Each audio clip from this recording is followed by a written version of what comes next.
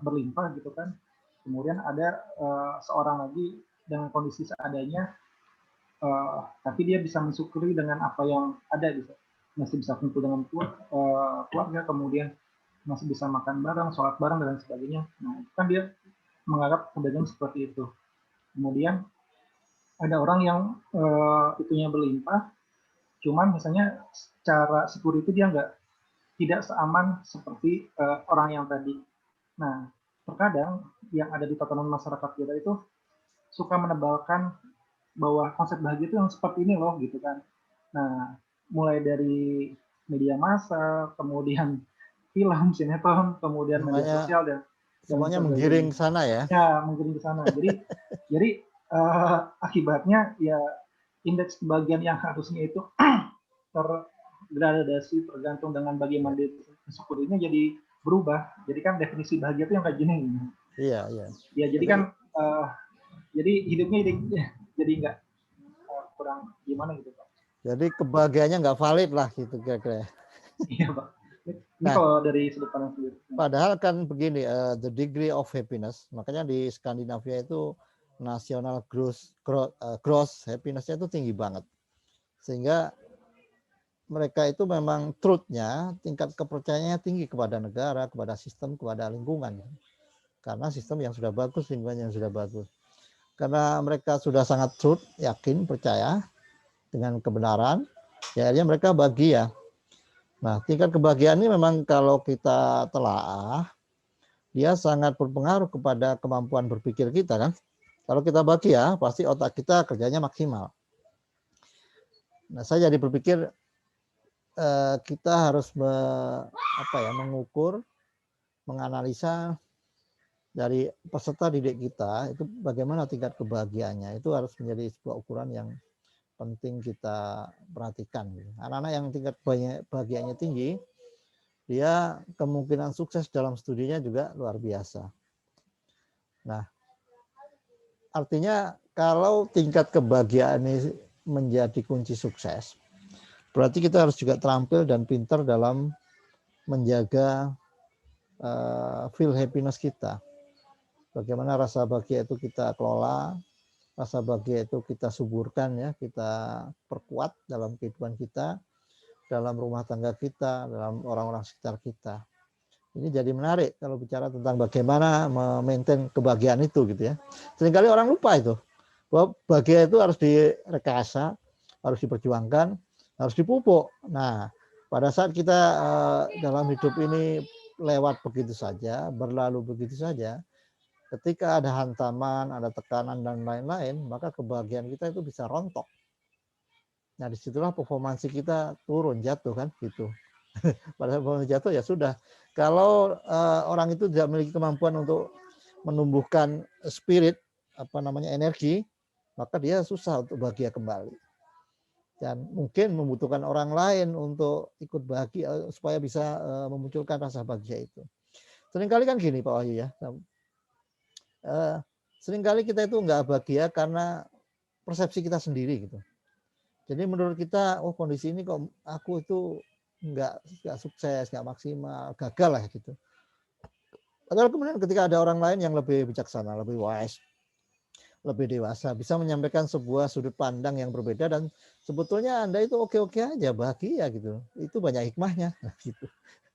Kemampuan kita untuk selalu mencari Mr. Hikmah dan Mr. Rahmat ini ya. Jadi kita harus selalu pandai menemukan Pak Hikmah dan Pak Rahmat dalam setiap fase kehidupan kita gitu. Jadi ini keahlian mencari rahmat, mencari Pak Rahmat. Jadi dalam setiap fase kehidupan kita, rahmat Allah itu ada di mana gitu ya. Nah, kalau kita bisa menemukan itu, maka kita akan bisa merasa feel good gitu ya. Jadi dalam batin kita merasa nyaman, merasa tenang dan merasa bahagia. Nah, ini sesuatu yang mungkin orang jarang berpikir, tapi boleh coba nanti.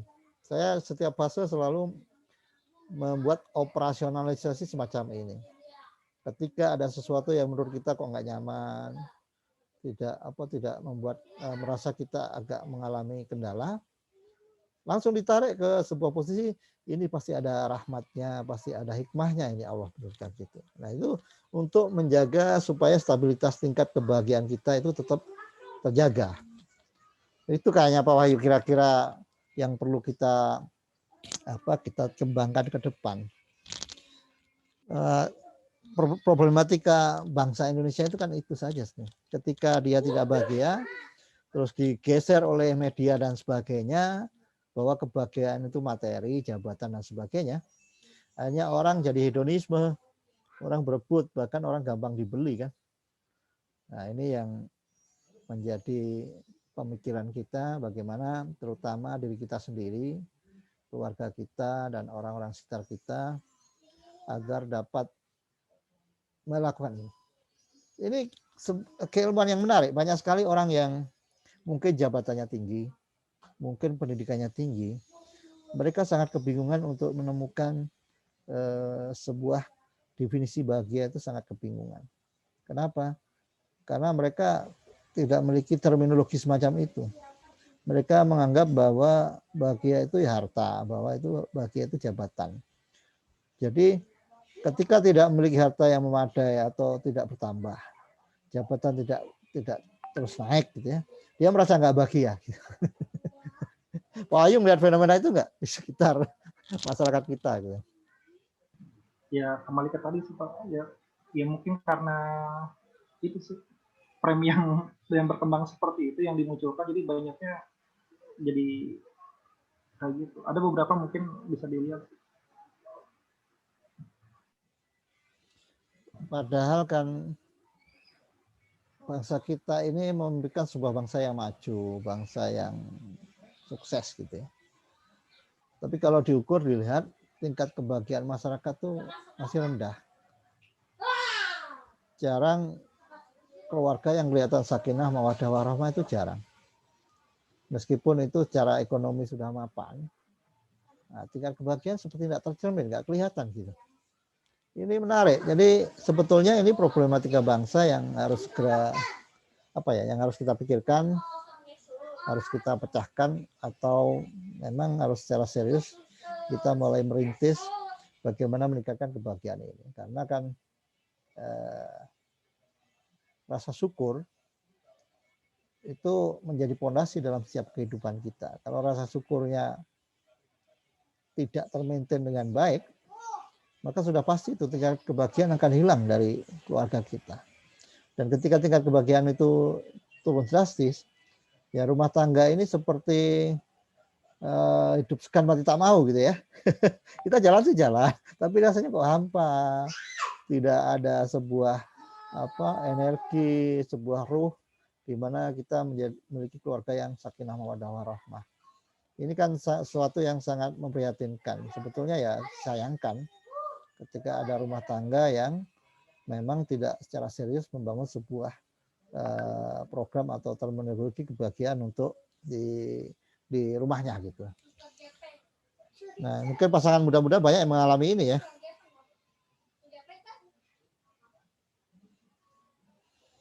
Nah, ini memang jarang dibahas Pak ya. Padahal inti kehidupan ya itu.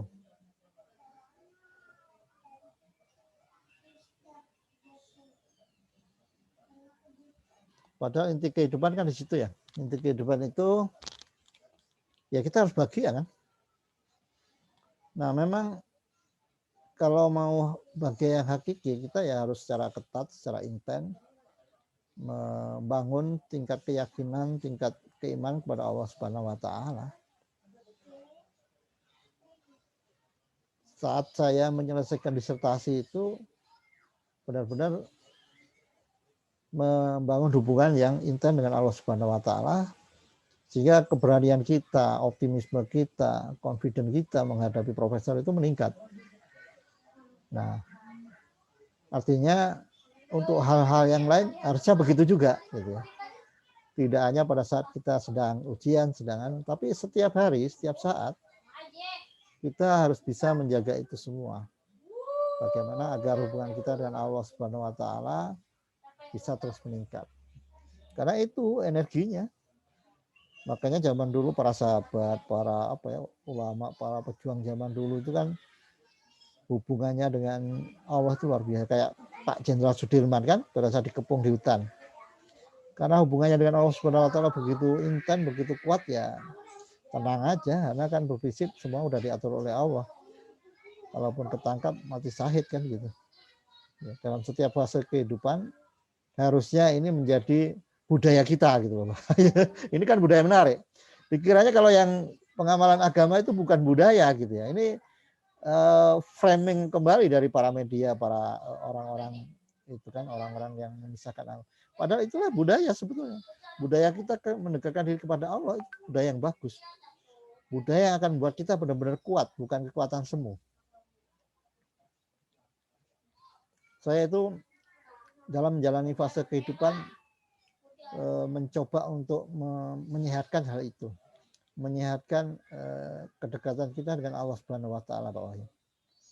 Termasuk ketika anak-anak di luar negeri, di Turki, di Jepang ya. Nah, bagaimana kita menguatkan optimisme dan positive thinking itu ya selalu mendekatkan diri kepada Allah Subhanahu wa taala, karena Allah semua yang ngatur kan gitu. Kalau kita nggak punya itu, kita bingung tuh, panik, gelisah.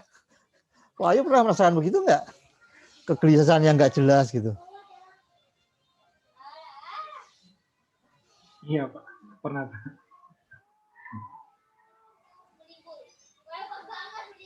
Iya, seringkali kita begitu.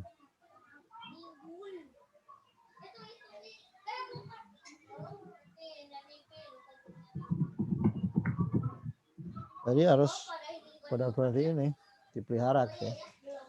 Nah, banyak sekali orang yang tidak tahu bahwa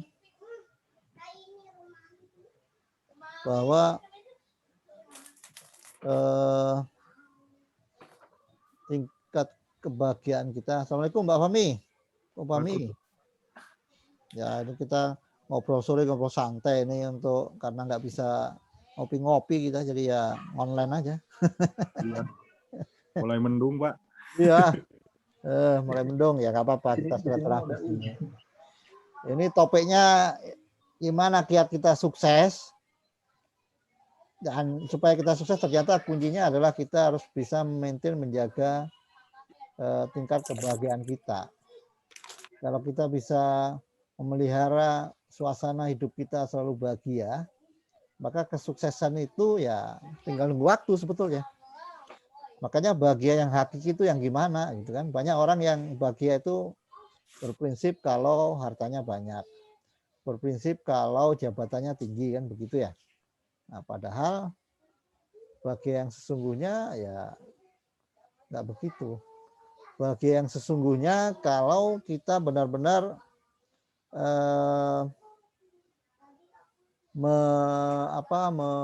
benar-benar kita mendapati atau mengalami suasana yang berkualitas. Suasana yang berkualitas. Apa itu suasana yang berkualitas? Nah, ini banyak orang yang lupa untuk membedah hal ini. Kata Sayyidina Ali gitu ya, orang bahagia, orang yang sukses itu manakala ketika dia bernapas, dia ingat napas itu karena karunia gitu ya. Jadi nafas saja itu sebuah karunia.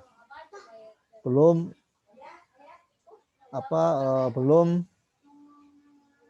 karunia-karunia yang lain ya, kayak kita bisa melihat ini ya. Kita bisa ngumpul-ngumpul. Kita bisa ketemuan sama yang lain. Kita bisa menikmati suasana yang lain. Itu karunia yang memang segala sesuatu udah diberikan oleh Allah Subhanahu wa taala. Ini kita sering lupa memahami itu. Memahami bahwa nafas yang sedikit ini, nafas yang rutin ini sebetulnya adalah karunia. Ketika kita bangun tidur gitu ya. Nah, itu sebetulnya kalau hubungan kita dengan Allah Subhanahu wa taala itu sudah dekat, kita jadi ingat. Kita tuh dibangunkan oleh Allah ya. Ternyata kita masih diberi kesempatan untuk hidup kembali lah ya, untuk menjalani kehidupan. Nah, banyak sekarang orang yang tidak menyadari, lupa bahkan bahwa nafas itu karena karunia dari Allah Subhanahu wa taala kan. Nah, kalau kita selalu ingat bahwa ketika kita bernafas saja itu merupakan karunia dari Allah Subhanahu wa taala, maka rasa syukur kita akan bisa kita tegakkan, akan bisa kita kuatkan, dan itu menjadi pondasi penting dalam fase kehidupan kita. Proses ini yang sering orang melupakan, bahkan mungkin nggak tahu gitu ya, bahwa dari nafas, dari kita bisa melihat dan sebagainya, itu sesuatu yang patut kita syukuri. Patut kita syukuri karena itulah proses yang alami ketika manusia itu memang menganggap memiliki azas ketuhanan yang Maha Esa gitu ya. Asas bahwa kita memiliki Tuhan, Allah Subhanahu wa taala. Asas inilah yang menjadi budaya itu sebetulnya ya. Asas yang menjadi budaya bagi kita untuk teguh dalam menjaga keimanan ini. Itulah budaya. Tapi selama ini kan yang disebut budaya itu seni tari-tarian, seni nyanyi gitu. Padahal kalau dipikir budaya semacam itu benarkah budaya yang memang asli budaya manusia, atau apakah budaya itu yang memang memperkuat pondasi kehidupan kita? Maka tantangan bagi guru seni budaya sebetulnya ya harusnya kan ilmu seni budaya itu yang bisa membangun kualitas hidup lebih tinggi. Tapi kalau seni budaya itu dipersempit dengan seni tari-tarian, nyanyi, kemudian lebih kepada art gitu ya, bukan culture, lebih ke art, hanya di penyempitan. Hanya kita bingung budaya kita itu apa sih? Budaya kita itu yang bisa kita jadikan pegangan itu yang mana gitu. Coba selama ini merasakan nggak budaya kita itu apa sih? Budaya yang benar-benar layak kita kembangkan, kita pertahankan, yang bisa meningkatkan kualitas hidup kita. Sebenarnya budaya yang mana? Itu menarik. Kalau selalu disebut kita harus menjalankan kehidupan bernegara dengan kebudayaan. Budaya yang mana sih yang bisa meningkatkan performansi kehidupan kita? Kalau budaya-budaya seni, yaitu kita selama ini sudah memelihara itu seni, membesarkan dan sebagainya. Tapi faktanya juga kualitas performansi bangsa ini itu yang nggak meningkat gitu. Berarti bukan budaya itu kan. Ini teman-teman dari forum silaturahmi dokter di Indonesia itu kan ada organisasi baru itu menyatakan bahwa kita harus melestarikan, mengamalkan budaya leluhur bangsa. Nah, sehingga kita harus membedah itu budaya yang mana yang memang membuat bangsa kita maju, bangsa kita besar. Dulu kan zaman Majapahit, mungkin zaman Kesultanan Mataram, itu kan memang bangsa kita besar. Ada budaya apa di sana? Pernah nonton filmnya Sultan Agung nggak?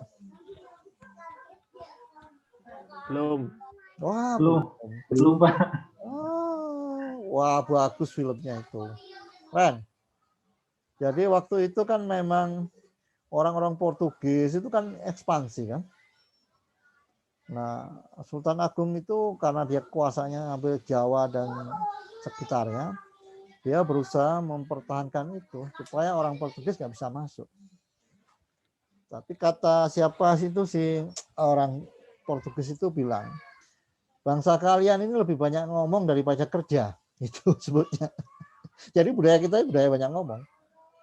Nah, maka bangsa kalian akan bisa kami taklukkan. Nah, kenapa bangsa kita bisa ditaklukkan oleh penjajah? Karena betul budaya juga, tapi budaya yang seperti apa yang sebetulnya membuat bangsa itu besar? Budaya yang semacam apa?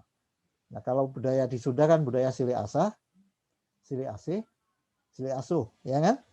Nah, pemahaman dan implementasi silih asah itu yang bagaimana? Mungkin Om Fahmi bisa jelaskan nggak ini? Silih asah itu yang bagaimana sih? Kalau kita pesan senjata, ngasahnya gimana? Saling mendukung, Pak. Itu mendukung itu silih asah, silih asih, atau silih asuh? Oh, kalau asah tuh mungkin mengeluarkan potensi, Pak. Iya, betul. Jadi harus diasah potensinya gitu ya. Iya. Jadi di Siliwangi itu budayanya luar biasa, apa namanya, falsafahnya ya.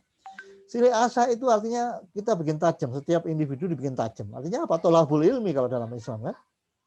Nah, tapi semangat tolabul ilmi untuk ngasah supaya tajam ini kan nggak terjadi di masyarakat. Tidak terimplementasi. Kenapa begitu? Ya kesadaran untuk mengasahnya itu kurang gitu. Padahal kalau orang mengasah, berilmu, kemudian memiliki keterampilan, dia akan sukses dalam hidupnya kan. Logikanya kan begitu.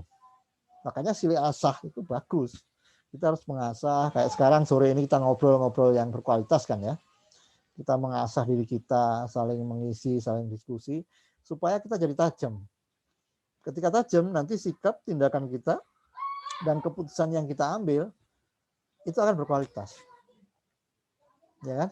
Nah kalau kita nggak tajam ya kita menjadi orang yang ordinary people gitu ya, seperti yang lain lah. Orang lain yang kumpul-kumpul, mungkin nongki-nongki, tapi nggak ada hasil yang dibawa. Nah itu silih asah. Silih asah artinya kita saling mengasah, saling menajamkan. Jadi kalau diskusi juga jangan tergampang tersinggung. Namanya diasah kan, asah itu kan sakit ya. Tapi kita jadi tajam. Diskusi, ngobrol, kemudian melakukan wawancara, melihat atau belajar sama yang lebih mampu, lebih tua, lebih pengalaman, itu silih asah. Nah kan kalau di kita itu kalau dikasih tahu, kemudian ada pendapat yang berbeda, kita malah berantem, tersinggung. Padahal ya itulah silih asah, berbeda pendapat itulah silih asah. Oh barangkali di sana memang ada benarnya. Mungkin untuk hal-hal tertentu pendapat itu betul. Dan tidak selalu pendapat kita yang paling benar. Itulah silih asah. Dalam dunia akademik, ya biasa berbeda pendapat itu biasa. Kita tidak gampang terprovokasi dengan perbedaan pendapat itu. Kita biasa saja berbeda pendapat. Dan untuk berbeda pendapat itu justru kita akan semakin tajam karena kita akan membedah, mengembangkan kemampuan daya nalar kita untuk mencari yang paling efektif, paling efisien, paling optimal. Nah itu ada silih asah. Nah silih asih atau silih asuh, ya asuh itu kita mengkader atau membina orang-orang kan kita asuh. Jadi orang-orang yang sudah memiliki kapabilitas yang tinggi, yang sudah disilih asah tadi, oleh sebab mampu, dia harus ngasuh yang lain, diasuh, dibawa, diajak untuk saling mengasah, ya kan? Dengan saling mengasah orang jadi memiliki kualitas yang prima. Nah kalau sudah gitu nanti semuanya terbentuk komunitas semacam itu, nah baru silih asih, kita saling mengasihi, saling bantu-bantu, saling gotong royong, makanya konsep gotong royong itu tidak akan bisa berhasil kalau tidak diasah dulu. Bagaimana gotong royong kalau orangnya aja belum paham konsep team building, teamwork, konsep soliditas kan? Nggak mungkin terjadi gotong royong kalau orang nggak paham tentang kerja tim, ya kan? Pasti ego yang muncul kan, boro-boro gotong royong. Jadi berawal dari silih asah dulu. Silih asah artinya orangnya harus berkualitas. Ketika orang berkualitas, baru orang bisa bergotong royong. Nah, kayak di SMK Telkom Bandung lah, ya alhamdulillah teamworknya kan semakin bagus kan. Nah, Om Fahmi ini masuk SMK Telkom udah bagus itu, timnya sudah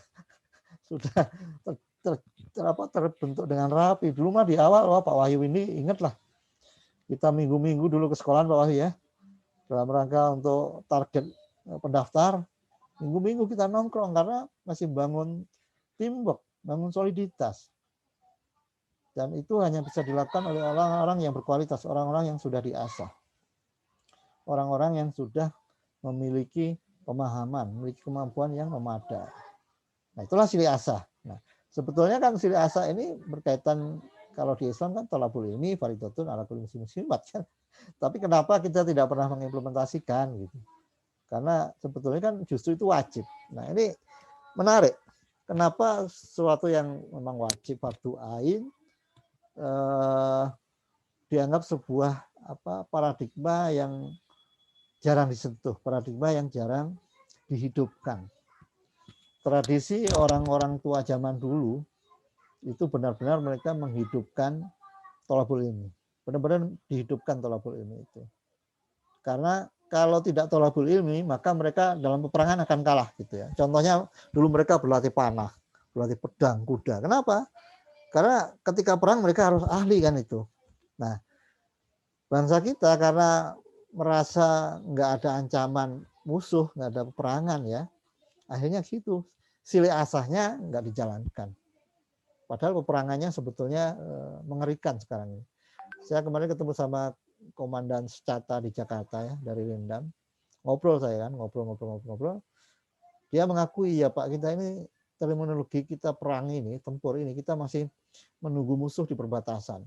Ya kan, ditungguin. Padahal musuh itu udah ada dalam negara kita. Jadi kok nggak lewat-lewat nih musuh, padahal musuh udah di negara kita.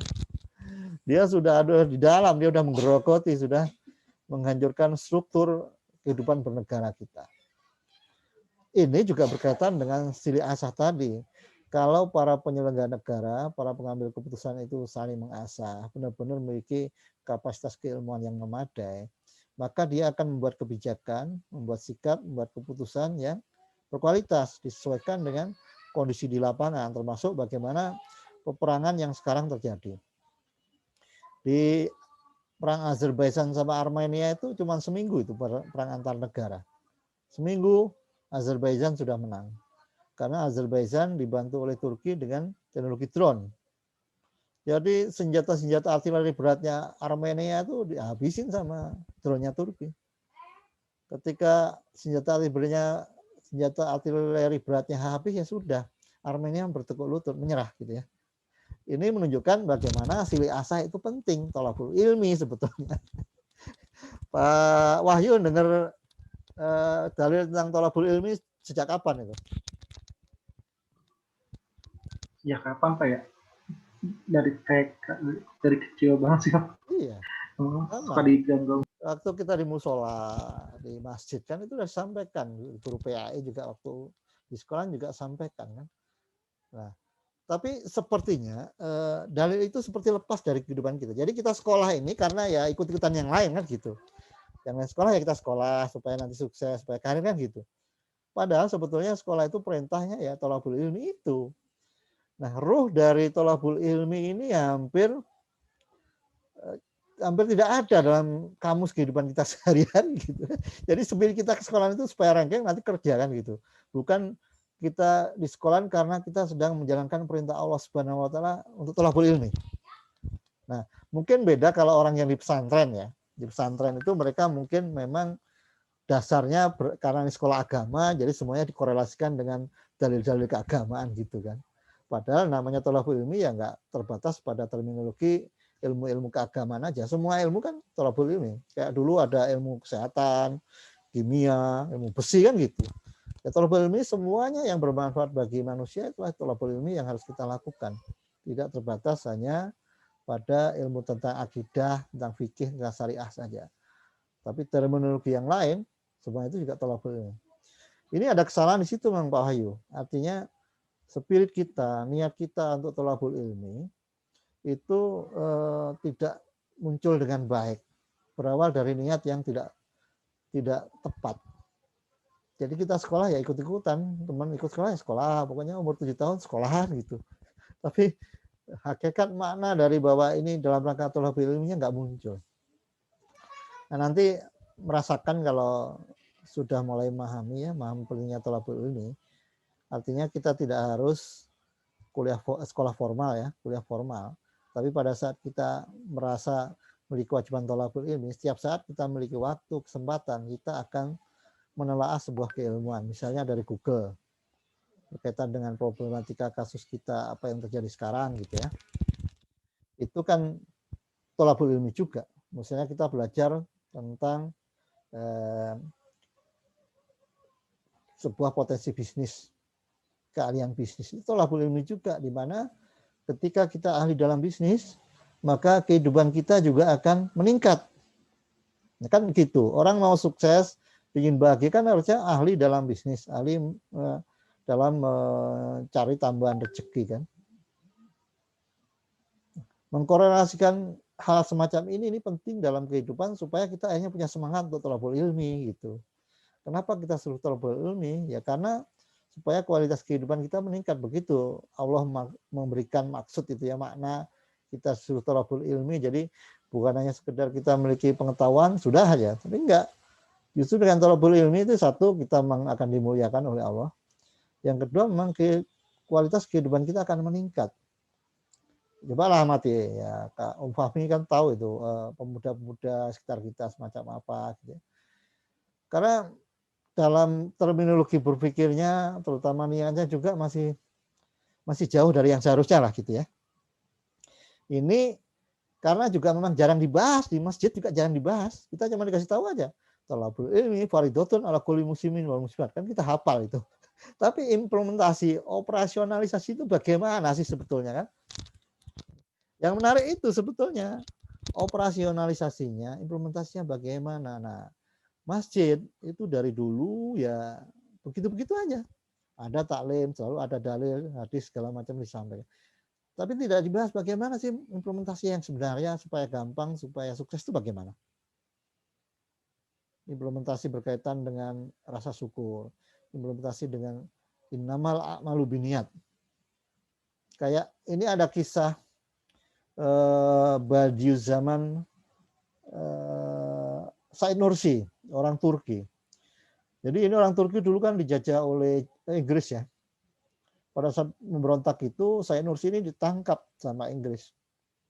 Nah, ketika ditangkap itu, karena dia memiliki keimanan yang bagus, dia nggak takut. Jadi pada saat yang lain disuruh berdiri, dia nggak mau berdiri, karena dia nggak mau tunduk dengan manusia. Nah, akhirnya dia masuk dalam list yang akan dihukum mati, karena dianggap menentang oleh orang Inggris. Nah, sebelum dia dihukum mati, dia sholat sunat dulu. Habis sholat sunat selesai, dia langsung lari ke tempat posisi di mana dia harus tembak. Gitu. Nah, si komandan Inggrisnya ini heran, ini orang kok malah ingin buru-buru ditembak gitu ya. Yang lain malah mengulur waktu gitu ya, malah merengek-rengek supaya jangan ditembak. Kalau orang ini malah dia berlari menuju tempat di mana dia harus tembak oleh tim regu tembak. Akhirnya komandan ini penasaran, ditanya, kamu kenapa? Kalau yang lain mengulur-ulur waktu supaya tidak ditembak, kalau kamu kok malah melari ingin segera ditembak? Nah, dia jawab, ya karena aku ingin segera ketemu dengan Tuhanku. Nah, ini kan jawaban yang singkat tapi menarik, yang sangat dalam sekali gitu. Bagaimana Said Nursi ini sampai punya prinsip hidup yang semacam itu. Ya kalau di kita sekarang kan orang lebih banyak mengejar kenikmatan dunia ya, meskipun itu diperlukan, tapi tujuan utama kita bukan itu, bukan untuk mengejar dunia. Ini dalam agama disebut ta'aluk. Kita itu bergantung kepada Allah atau bergantung kepada harta dunia dan seisinya ciptaan Allah gitu ya. Banyak orang yang menuhankan materi. Jadi tujuan ujungnya itu materi atau asarnya itu di materi. Nah, implementasi agama Islam yang sebenarnya asarnya itu ujungnya adalah pada Allah Subhanahu wa taala. Karena Allah yang ngatur semua, Allah yang menskenarikan semua. Kita tidak tahu apa ketetapan takdir kita besok hari, kita nggak tahu, yang tahu hanya yang menentukan itu hanya Allah Subhanahu wa taala.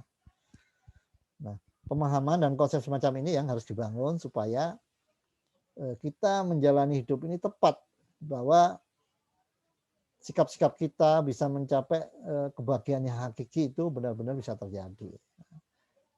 Selama ini kira-kira pemahaman Om Fahmi, Om Wahyu dan sebagainya seperti apa berkaitan dengan hal ini? Lihat aja fenomena sekitar seperti apa kira-kira di masjid kayak tangga gitu.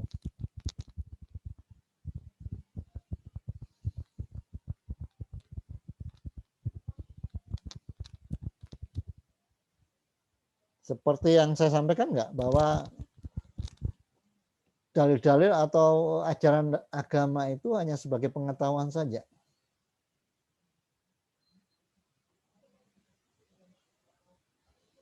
Padahal kan Islam, Al-Quran itu diturunkan itu ya untuk panduan, untuk meng-guide kita, untuk menuntun kita, gitu kan? Ya, makanya kenapa para sahabat zaman dulu mereka benar-benar bisa sukses dan benar-benar bisa menghasilkan karya-karya besar, latar belakangnya semacam itu. Latar belakangnya karena memiliki pondasi yang bagus. Kepikiran nggak selama ini berkaitan dengan hal-hal di atas dan hal yang sudah saya sampaikan?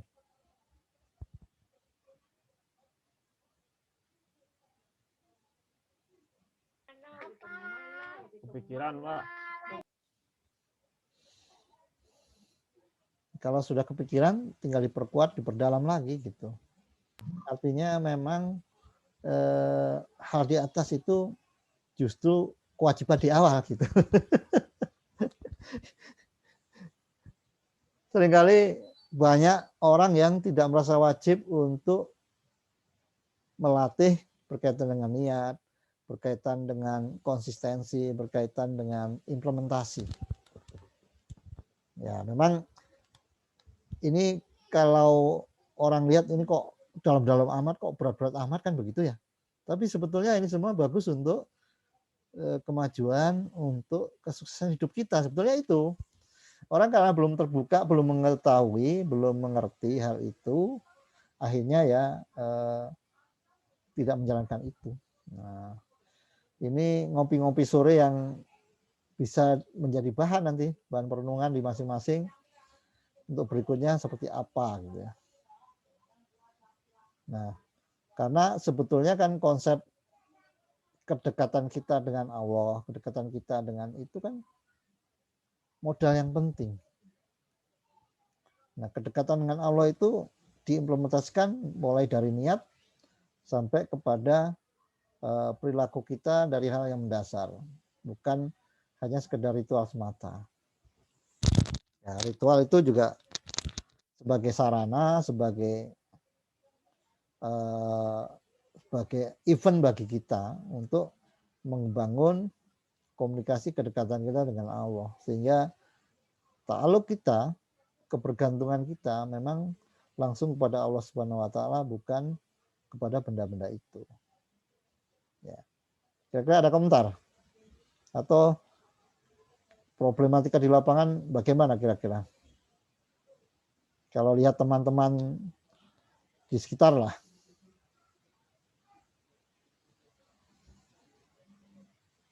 Konsep semacam ini kalau bisa di-engage-kan di anak-anak itu luar biasa.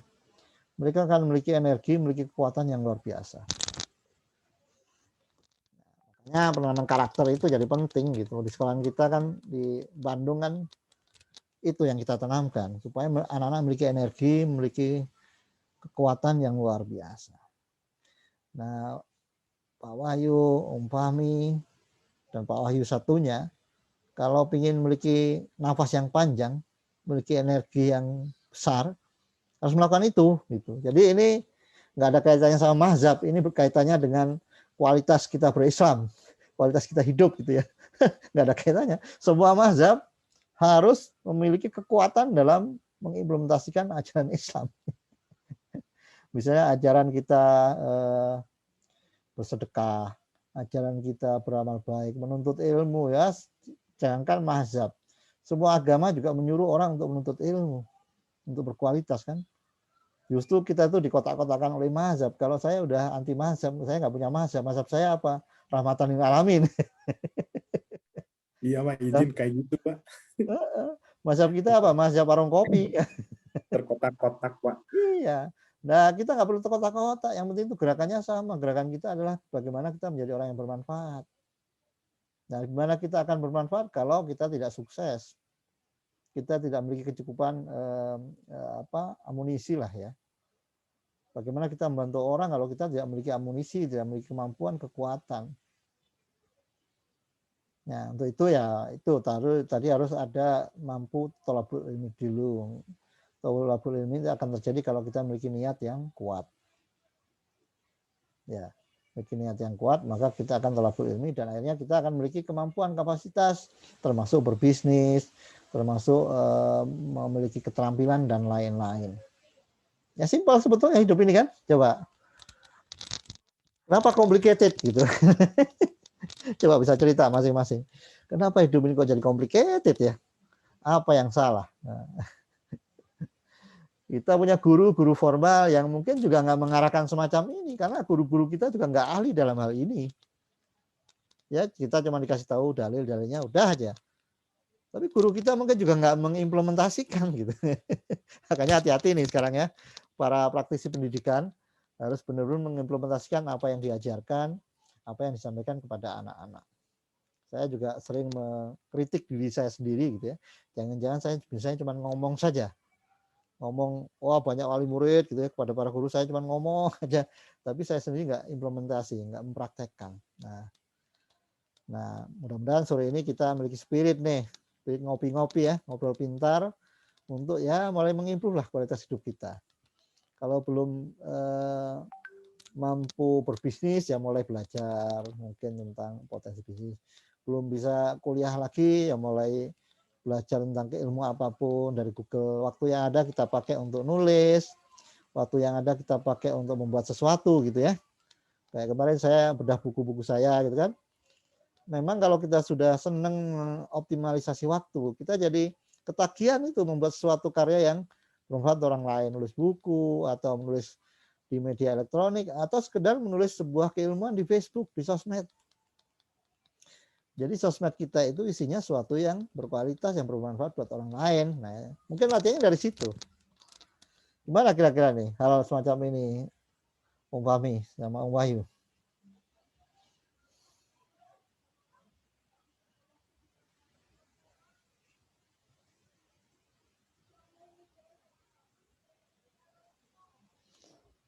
Sulit, rumit, atau sebenarnya simpel? Sesimpel itu hidup ini.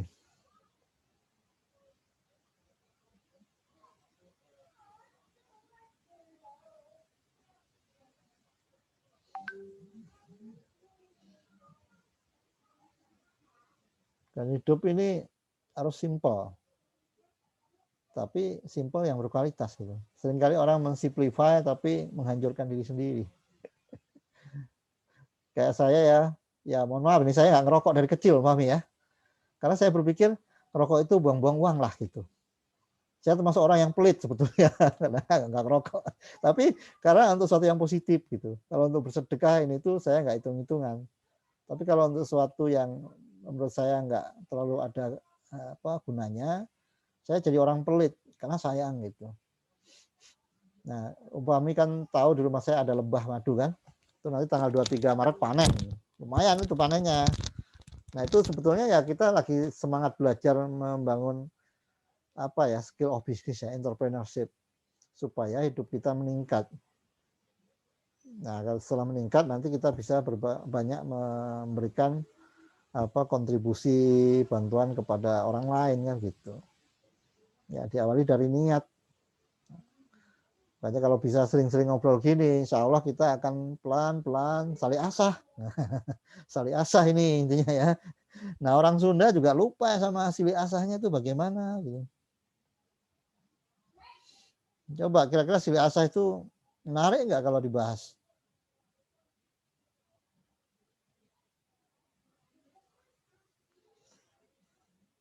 Jadi habis ini punya niat apa berkaitan dengan silih asah?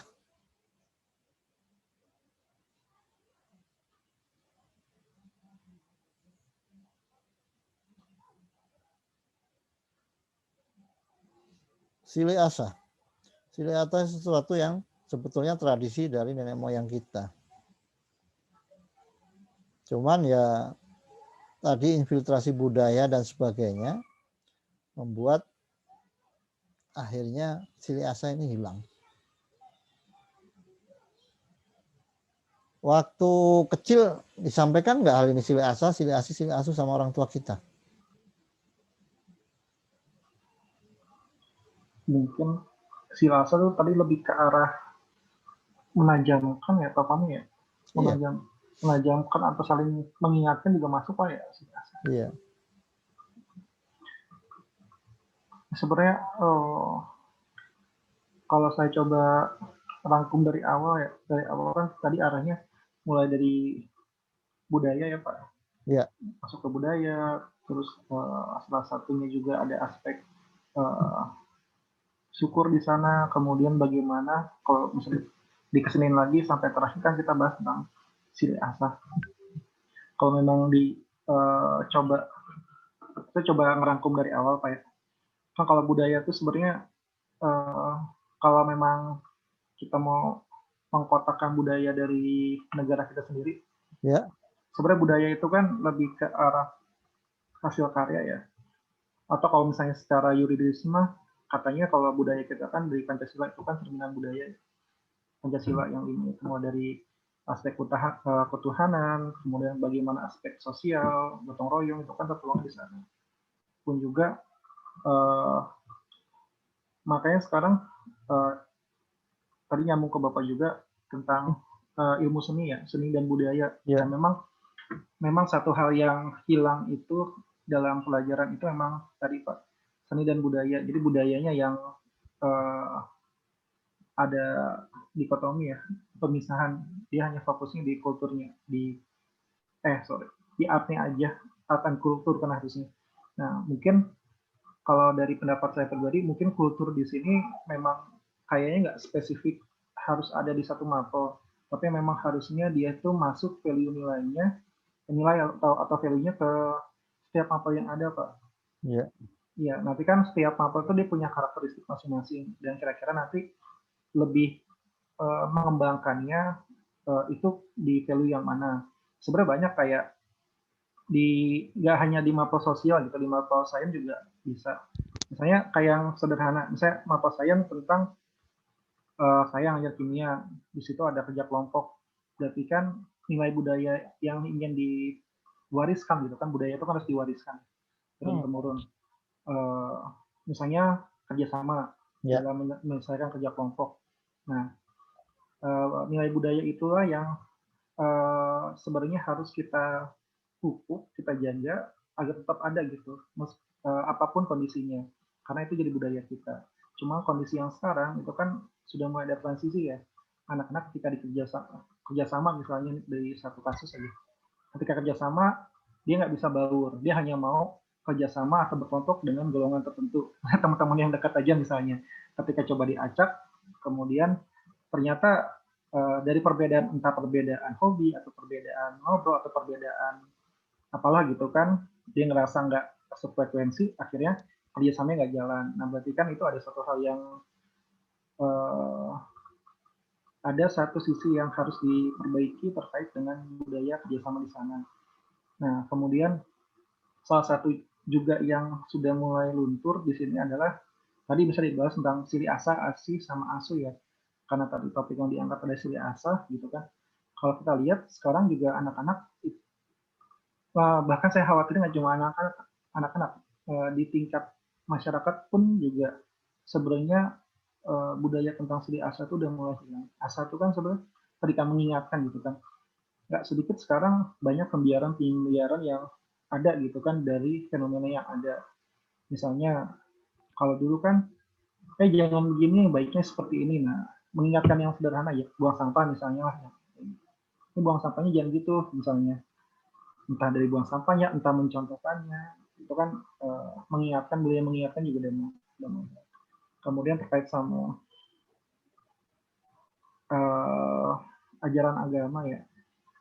Sebenarnya kalau dari ajaran agama, kalau saya pandang memang agama itu sebenarnya mirip dengan ideologi sih.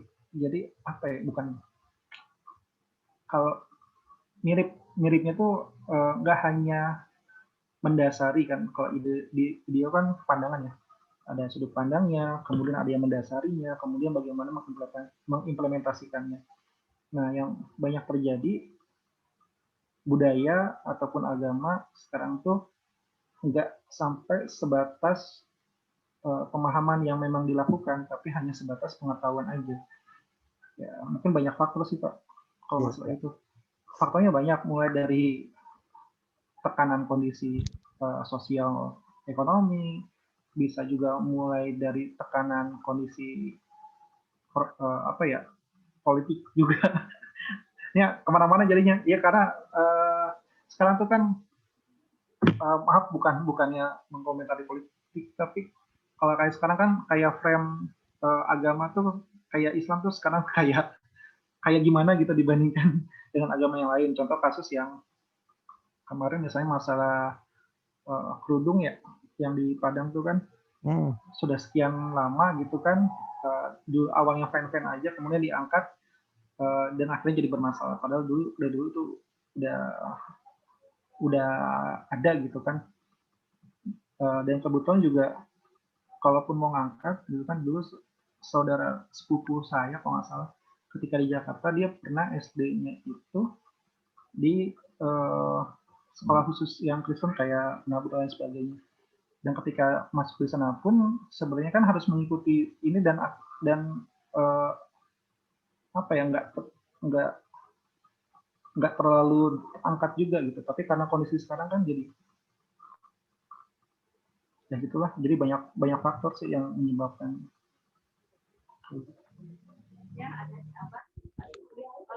Nah, ya.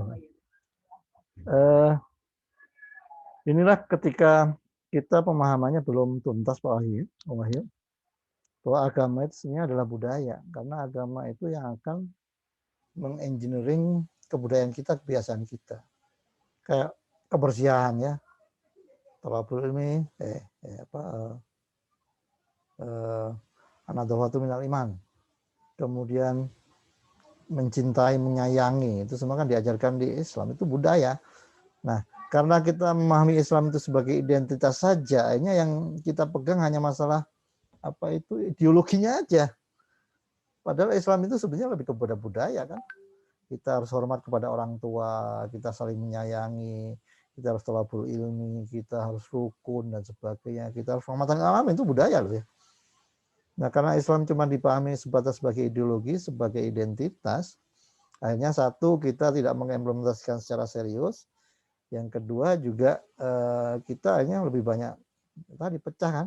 Seperti Om Fahmi bilang tuh, kita jadi ke mazhab karena identitas. Oh, saya mazhab ini, saya harus berbeda dengan yang lain. Padahal mazhab apapun, kalau Islam itu ya rahmatan lil alamin. Mana yang paling memberikan manfaat, mana yang memberikan kualitas, manfaat, kontribusi, itulah makanya kata Rasulullah kan, sebaik-baik manusia khairun nas anfa'um linnas. Nah, ini kan budaya bermanfaat. Jadi kalau mau matang dalam menjalankan Islam itu harus dalam terminologi budaya. Budaya sebagai seorang muslim itu bagaimana sih? Jadi bukan identitas seorang muslim bagaimana? Oh, dia harus harus benar-benar istilahnya harus memiliki ciri-ciri sebagai seorang Islam gitu kan.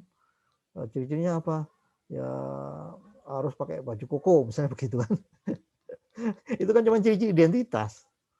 Yaitu ya mungkin framing juga pada saat dulu pada penjajahan dan sebagainya, kita digeser dari budaya yang beragama, agama yang berbudaya, tapi kita digeser menjadi agama yang politis. Memang iya perlu untuk supaya budaya agama Islam ini bisa terrealisir, perlu perlindungan politik gitu kan. Perlu perlindungan politik. Tapi inti dari ujung agama itu bukan politiknya itu. Inti ujungnya adalah implementasi kebudayaan Islam, Islamic culture gitu kan. Ya, kayak kita ya saling menghormati, menghargai, kemudian berbagi, saling tolong menolong, itulah budaya Islam. Nah, kenapa sekarang di framing seolah-olah Islam tidak begitu? Ya kan gitu Pak Wahyu ya. Seolah Islam itu tidak saling tolong menolong, sendiri-sendiri, egois, radikal gitu. Padahal Islam itu sangat toleran. Ya, selama kita merdeka kan belum pernah itu yang mayoritas Islam mendolimi orang-orang non-muslim kan.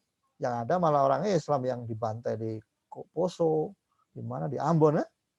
Karena budaya Islam itu tinggi luhur. Islam itu tidak akan mendolimi orang lain kalau tidak karena diperangi duluan kan gitu. Nah, ini kan di framing seolah-olah Islam radikal. Jadi kita jangan terbawa sama framing media, yaitu agenda-agenda musuh-musuh bangsa inilah, musuh Islam yang ingin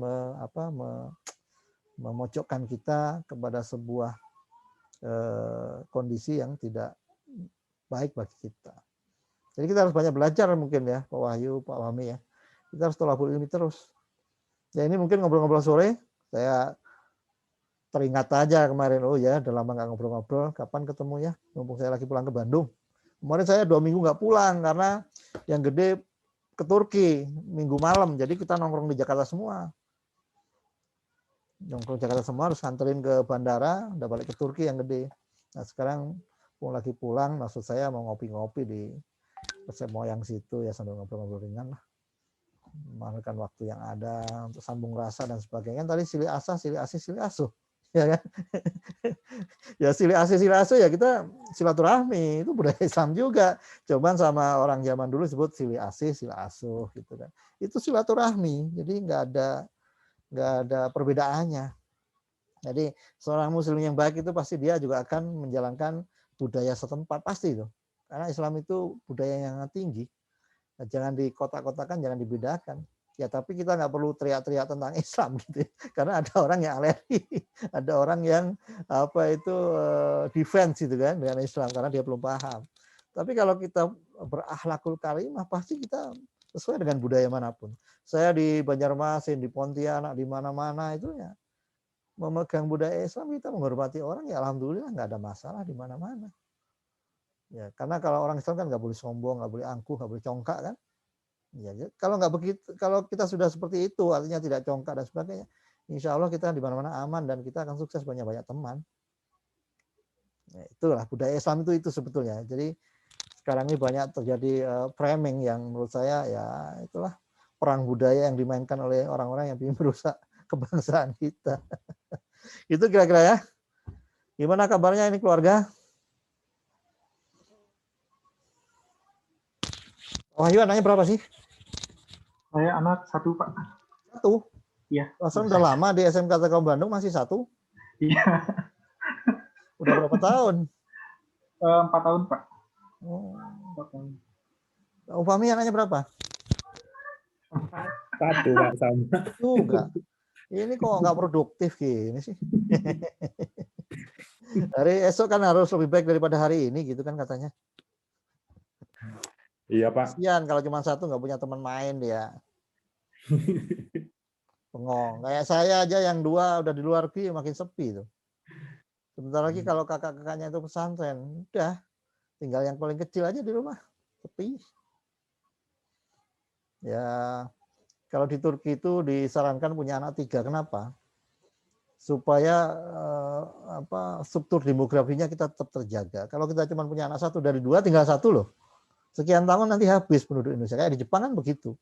Di Jepang, di Eropa itu begitu. Punya anak cuma 1 deh ya. Tadinya 2 jadi cuma 1 kan berkurang kan. Setelah sekian puluh tahun berkurang jumlah penduduknya gitu. Jadi ya dijaga keseimbangannya itu, keseimbangan jumlah anak, karena itu menjadi kelangsungan peradaban Islam gitu. Jadi bukan ini masalah masalah kita fanatik dengan Islam, enggak. Ini masalah bagaimana kita menjaga keseimbangan. Akhirnya kayak di Inggris itu orang bondong-bondong masuk Islam, di Eropa juga. Karena mereka melihat bahwa Islam ini agama yang sangat ilmiah gitu. Sangat ilmiah Islam. Coba lihat agama lain kan enggak ilmiah. Di Kristen ada 3 Tuhan, gimana 3 Tuhan? Di Hindu Tuhannya apa itu? Dewa Siwa gitu kan. Sapi itu kendaraannya dewa. Di Buddha ada Sang Buddha. Apalagi agama apa gitu? Katolik sama. Jadi yang ilmiah itu yang Tuhan Esa ya cuma Islam. Karena memang dulu dari awal itu semua agama itu ya cuma Islam, mulai zaman Nabi Adam sampai sekarang ya agama ya Islam itu. Itu yang mengatur dari dulu sampai sekarang. Zaman Nabi Muhammad itu yang disempurnakan ajarannya. Ya jangan khawatir punya nambah anak. Rezekinya udah ada. Sama Allah itu pasti ada nikmatul ijad, nikmatul imdad. Kecukupannya sudah pasti disiapkan oleh Allah Subhanahu wa taala. Tinggal kita berikhtiar, berdoa, selalu menjaga hubungan dengan Allah Subhanahu wa taala. Itu aja intinya ya. Ya, mudah-mudahan semuanya sehat, semuanya berkualitas. Kalau sempat sekolah lagi, kalau nggak sekolah lagi kursus apa gitu ya, biar nambah keahlian. Pokoknya jangan berhenti untuk belajar lah, berhenti untuk berlatih jangan. Ya Pak. Saya itu pahamnya ya setelah umur 40 tahun begini, termasuk terlambat juga gitu. Tapi nggak apa-apa, nggak ada kata terlambat. Dan kita harus produktif. Jadi waktu yang kosong, pakailah sesuatu yang produktif ya. Kalaupun nongkrong-nongkrong tapi membahas sesuatu yang bermanfaat, rencana apa gitu ya, nongkrong boleh refreshing gitu ya. Kita kan manusia ya butuh relaksasi, tapi tetap dalam nongkrong ada suatu nilai yang kualitas. Oke, itu mungkin sedikit ngobrol sore-sore ini. Nanti kita lanjut lain waktu, kalau ada waktu longgar kita ngobrol-ngobrol. Ini mah acara untuk ya kita ngisi waktu untuk silaturahmi lah kan, kita harus silih asah, silih asih, silih asuh kan. Ini bagian implementasi dari silih asah, silih asih, silih asuh dalam rangka supaya kualitas SDM kita semakin meningkat. Itu mungkin ada yang mau disampaikan? Silakan, Mangga. Mangga Pak Fahmi. Cukup, Sar. Nah, udah cukup ya. Oke, sudah cukup. Saya ucapkan terima kasih. Mudah-mudahan kita semua dijaga oleh Allah, diberikan karunia hidayah oleh Allah Subhanahu Wa Taala. Amin. Kita nanti lain kali Amin ya Allah. ketemu lagi ya dalam suasana untuk silih asah, silih asih, silih asuh dalam kerangka ukhuwah Islamiyah untuk kita memberikan kontribusi yang terbaik. Demikian dari saya. Assalamualaikum warahmatullahi wabarakatuh. Waalaikumsalam warahmatullahi wabarakatuh. Turun ya, jaga kesehatan, salam keluarga. Sama Pak. Ya Pak, kami Pak.